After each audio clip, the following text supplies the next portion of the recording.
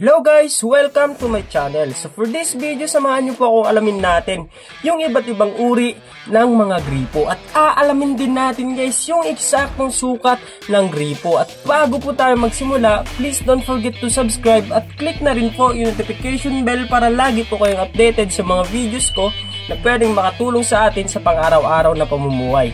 So guys, simulan na natin to. Marami sa atin guys ang walang ideya patungkol sa iba't ibang uri ng mga gripo. At madalas rin guys hindi natin alam yung eksaktong sukat ng fittings na gagamitin natin para sa ating gripo. At kung kaya't sa video ito, samahan nyo akong alamin natin ano nga ba yung iba't ibang uri ng mga gripo, ano nga ba yung eksaktong sukat ng gripo. At una sa lahat guys, meron tayong straight faucet. Itong straight faucet guys, ito yung mga gripo na madalas natin gamitin sa ating tahanan. Ito po yung common na gripo. Meron pong dalawang klase ng straight faucet. Yan po ang plain faucet at with hose bead faucet.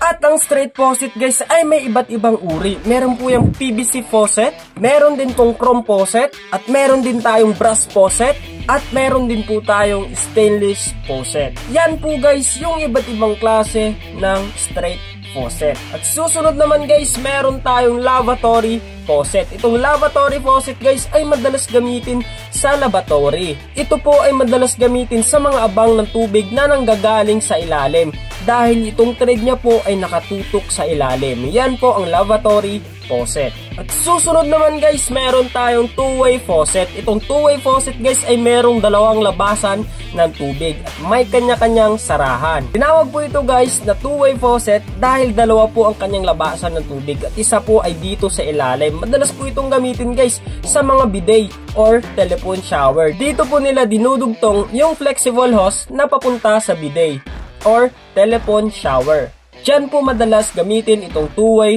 faucet. At ang huli naman guys, meron tayong gooseneck faucet. Itong gooseneck faucet guys ay meron siyang mahabang liig, kaya po siya tinawag na gooseneck faucet. Ito naman po ay madalas gamitin sa mga lavatory or kitchen sink. At itong si gooseneck faucet guys ay medyo elegant tingnan.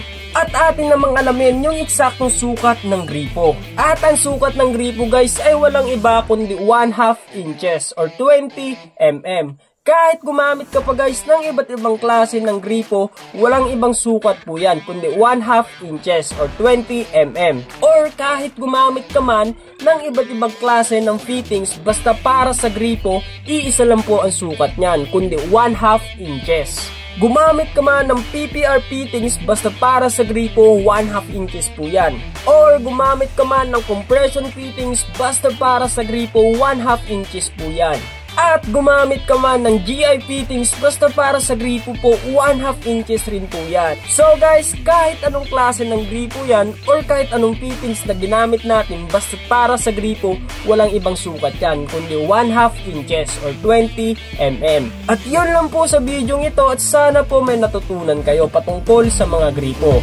Hanggang sa muli, paalam!